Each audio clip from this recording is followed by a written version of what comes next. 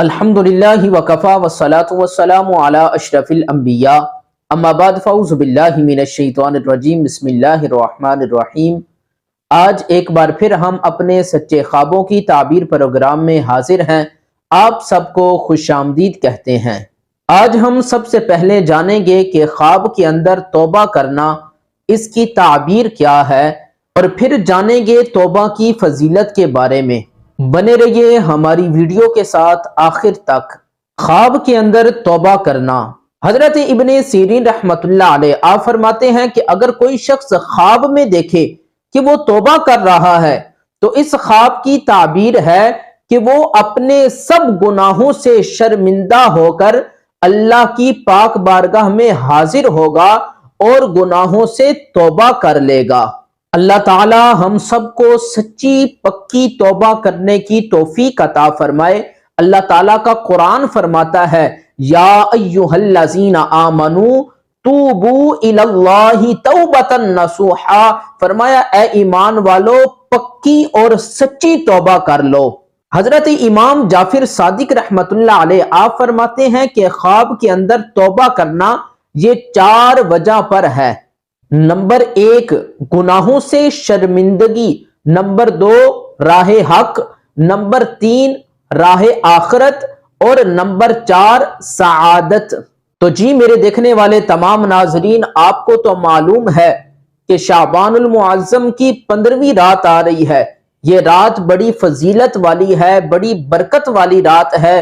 دیگر دوسری راتوں کی طرح اس رات کو بھی نہ گزار دینا، بلکہ اس رات اللہ کے حضور حاضر ہو کر اپنے گناہوں سے توبہ استغفار کرتے ہوئے اللہ کے حضور حاضر ہوں، پوری رات عبادت میں گزاریں، یہ سمجھ کر کہ شاید یہ میری زندگی کی آخری رات ہے۔ حضور علیہ السلام نے فرمایا کہ یہ وہ رات ہے کہ اس رات میں قبیلہ بنو کلب کی بکریوں کے بالوں سے زیادہ اللہ تعالیٰ گناہ گاروں کو جہنم سے آزاد فرما دیتا ہے۔ یہ بڑی برکت والی رات ہے۔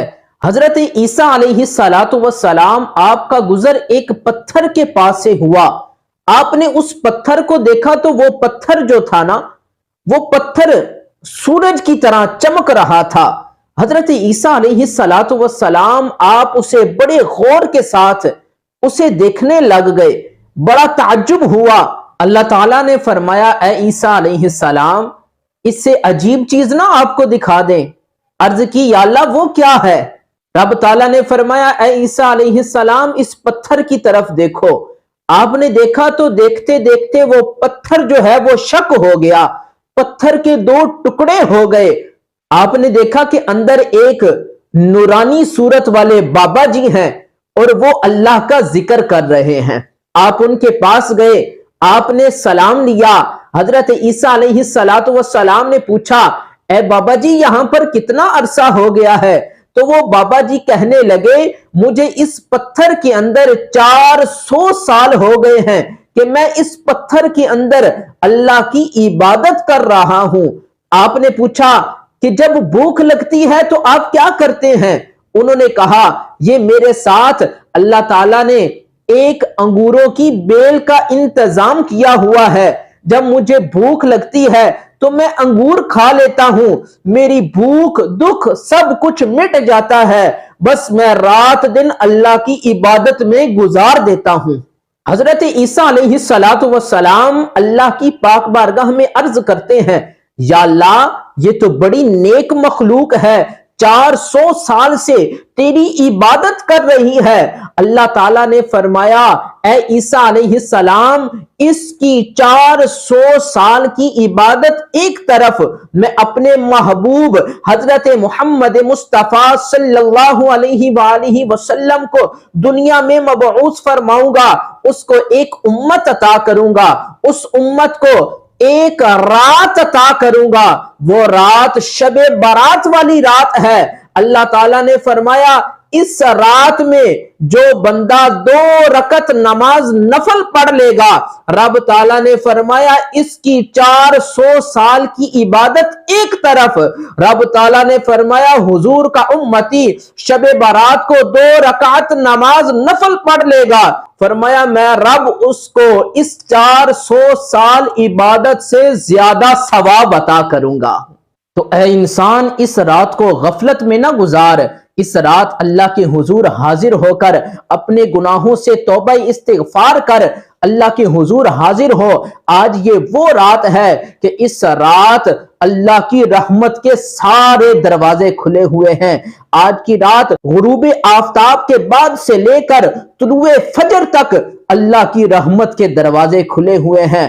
آج رب فرما رہا ہے، دیکھو پہلے بندہ کسی مصیبت میں ہوتا ہے، کوئی پریشانی ہوتی ہے، اللہ کے حضور حاضر ہو کر عرض کرتا ہے یا اللہ میری پریشانی دور فرما، مجھے رزق عطا فرما، لیکن آج میرا رب خود فرما رہا ہے اے میرے بندے آ مجھ سے رزق مانگ، میں تجھے رزق عطا کروں گا، آ توبہ کر میں تیری توبہ کو قبول فرماؤں گا۔ اللہ تعالیٰ آج خود فرما رہا ہے، لیکن اے انسان وہ کتنا غافل انسان ہے کہ جو اس رات کو بھی سویا ہوا ہے، آج کی رات بھی آتش بازی میں لگا ہوا ہے، آج کی رات بھی وہ خوشیاں منا رہا ہے۔ اے انسان تجھے پتہ نہیں کہ میرے محبوب کریم صلی اللہ علیہ وآلہ وسلم نے فرمایا انسان خوشیوں میں کھویا ہوا ہے، شادیوں میں پیسہ جمع کرنے میں لگا ہوا ہے، لیکن اس کو پتہ ہی نہیں کہ اس کے نام کا کفن سل کر بازار کے اندر آ چکا ہے، اس کا نام زندوں کی فہرست سے نکال کر مردوں کی فہرست میں ڈال دیا گیا ہے۔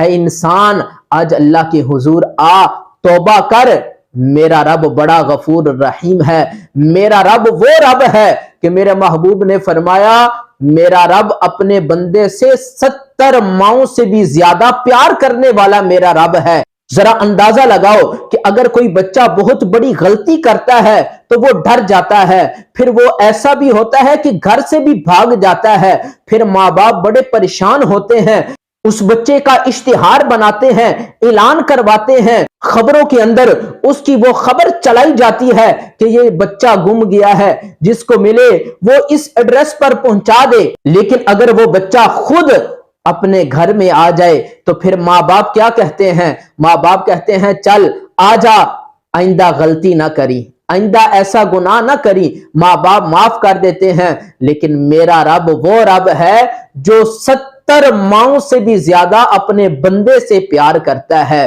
رحمت دا دریا الہی ہر دم وگدا تیرا، جے ایک قطرہ بخشے مینو تے کم بن جاوے میرا، تے جے میں لکھ گناہی پریا آخر بندہ تیرا، میں عاجز تے کرم کماوی مولا تیرا کرم بتھیرا۔